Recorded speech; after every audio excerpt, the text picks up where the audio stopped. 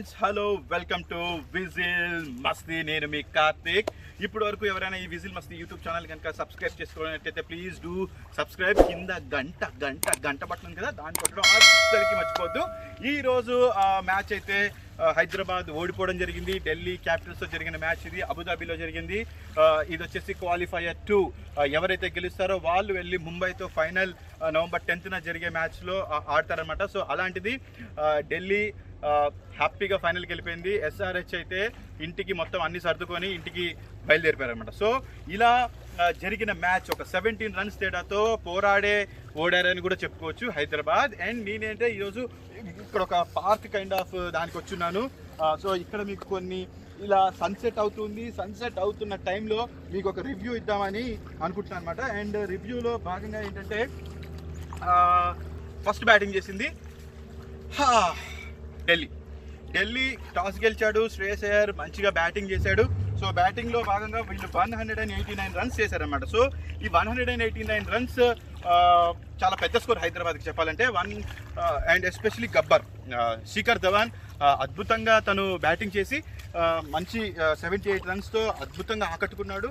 Stoinis కూడా 38 runs చేశాడు. Stoinis ఓపెనర్గా వచ్చాడు ఈ మ్యాచ్లో. And Hetmyer played very well అనమాట. మెరుపు ఇన్నింగ్స్ ఆడాడు, ధాటిగా ఆడున్నాడు తను. సో ఇలా జరిగిన ఈ మ్యాచ్ ఫలితం చూసుకుంటే ఓవరాల్గా 20 overs అయ్యేసరికి 189 runs చేసున్నారు ఢిల్లీ క్యాపిటల్స్. బౌలింగ్ విభాగంలో జేసన్ హోల్డర్ అండ్ నదీం చాలా స్ట్రాంగ్ బౌలర్స్గా ఉన్న హైదరాబాద్. ఈ ఇద్దరు బౌలర్స్ కూడా ఈసారి పెద్దగా ఆకట్టుకోలేని పరిస్థితి. ఇద్దరు కలిపి ఆల్మోస్ట్ 90+ runs ఇచ్చారనమాట. సో చూసుకోండి ఇంకా. అండ్ ఆల్సో రషీద్ ఖాన్ ఒక్కడే ఎకనామికల్గా కొంచెం మంచిగా బౌలింగ్ చేసినట్టు కనిపిస్తుంది. అండ్ రషీద్ ఖాన్ ఎకనామికల్గా మంచి బౌలింగ్ చేస్తాడు. 4 overs సమ్ 6.28 అనే ఎకానమీతో తనైతే 26 runs అలా ఇచ్చినాడు అనమాట. సో అది Rashid Khan performance. And especially Delhi విషయానికి వస్తే చాలా అద్భుతంగా ఆడారు వాళ్ళు. అసలుకి ఇది కైండ్ ఆఫ్ ఏ సెమీఫైనల్ కదా. ఈ మ్యాచ్ గెలిస్తే ఫైనల్, లేకుంటే ఇంటికి. సో అలానే ఎగ్జాక్ట్గా అద్భుతంగా ఆడడం జరిగింది వీళ్ళైతే. సో మంచి పర్ఫార్మెన్స్ చేస్తున్నారు. అండ్ బ్యాటింగ్ వచ్చేసి హైదరాబాద్ 190 runs చేజ్ చేయాలి వీళ్ళు. సో చేజ్ చేసే ప్రాసెస్లో ఏంటంటే వీళ్ళు తడబడిపోయారు. ప్రియం గర్గ్ ఓపెనర్గా వచ్చాడు. వృద్ధిమాన్ సాహా లాంటి ఒక మంచి బ్యాట్స్మెన్ ఇంజ్యూర్ వల్ల ఈసారి కూడా ప్లేయింగ్ 11లో లేని పరిస్థితి. గోస్వామియే ఉన్నాడు ఈ మ్యాచ్లో కూడా. అండ్ ప్రియం గర్గ్ ఓపెనర్గా వచ్చాడు. డేవిడ్ వార్నర్తో ఇద్దరు కూడా త్వరగా అవుట్ అవడం జరిగింది. ప్రియం గర్గ్ వేగంగా ఆడే ప్రాసెస్లో ఒక 2 6లు కొట్టేసి వెనుదిరగడం జరిగింది.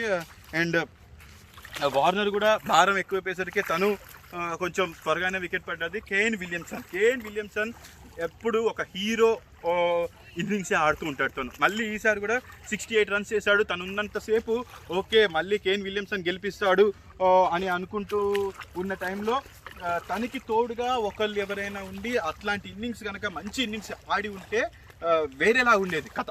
కానీ ఎవరు ఆడలేని పరిస్థితి. అలా అబ్దుల్ సమద్ ఒక మంచి ఇన్నింగ్స్ అన్నట్టుగా తనతో మంచి పార్ట్నర్షిప్ చేశాడు అనమాట. ఒక 50+ runs పార్ట్నర్షిప్ చేశాడు అబ్దుల్ సమద్. సో అలాంటి అబ్దుల్ సమద్ కూడా అవుట్ అయిపోవడం. అండ్ మెయిన్గా రబాడా ఒకే ఓవర్లో 3 wickets తీశాడు అనమాట. సో అక్కడ టర్న్ అయిపోయింది.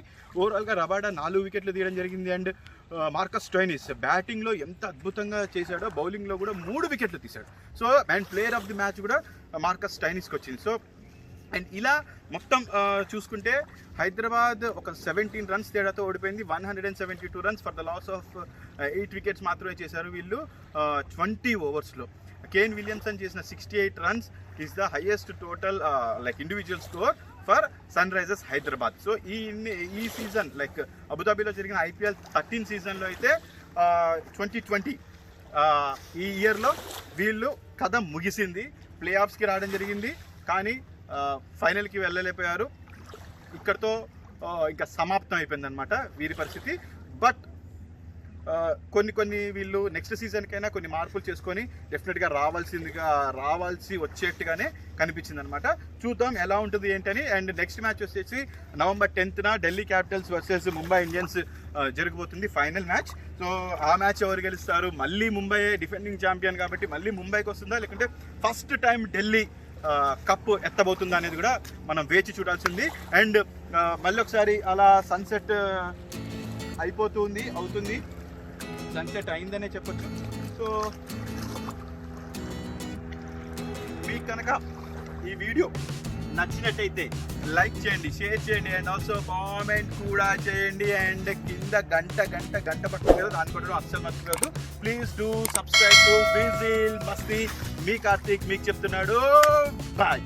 Please subscribe to Vizil Musty. Please subscribe to